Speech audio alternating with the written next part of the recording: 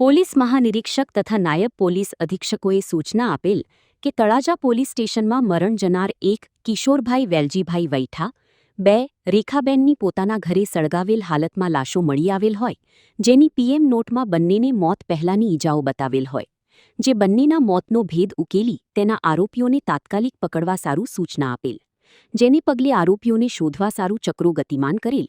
ત્યારે મળેલ વિગત જણાઈ મુજબ પત્ની રેખાબેનની પીએમ નોટનો અભ્યાસ કરતા તેમના હોઠના ભાગે ઈજાના નાના મોટા નિશાનો મળેલ, જેથી ઉપરોક્ત બંને મરણ જનારનું મૃત્યુ કોઈએ ખૂન કરી સાળગાવ્યાની મરણ જનાર રેખાબેનના ભાઈ રાજેશભાઈ દામજીભાઈ રાણીંગાએ વિગતવારની ફરિયાદ જાહેર કરતા તળાજા પોલીસ આ બનાવ ખૂબ જ ચકચારી હોય, જેથી ગુનાની ગંભીરતાને ધ્યાને લઈ એસઆઈટીની રચના કરવામાં આવી.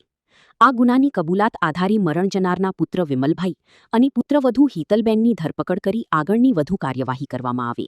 તારીખ થોડાક દિવસ પહેલાં એમાં એમના દીકરા અને વહુ એમને મારી નાખી અને સળગાવી દીધેલો. જે સૌપ્રથમ તળાજા પોલીસ સ્ટેશન એડી દાખલ થયેલ, જે એડીની તપાસ કરી અમે ફોરેન્સિક સાયન્સ લેબ પીએમ કરાવેલ, એફએસએલમાં મુદ્દામાં મોકલેલ, જેના તારણ રૂપે તપાસમાં એવું ફલિત થયેલ કે તેમનું ગળું દબાવી અને હત્યા કરવામાં આવેલ છે અને ત્યારબાદ સળગાવી નાખવામાં આવેલ છે.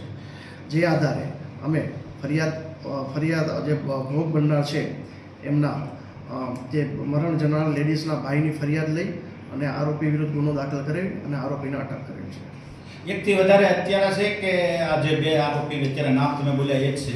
જે બે આરોપી છે એ અને એમની સાથે મદદના અન્ય બે આરોપીઓ છે જેમને પણ હસ્તગત કરી લેવામાં આવે. એ તે ક્યાં ગામના છે? એ રાજકોટના છે. એના અત્યારે નામ તમે જણાવી શકો કે? હા, એકનું નામ મુનીર ખાન છે અને એકનું નામ આમિર ખાન છે. ફિરોજ મલિક, ભાવનગર.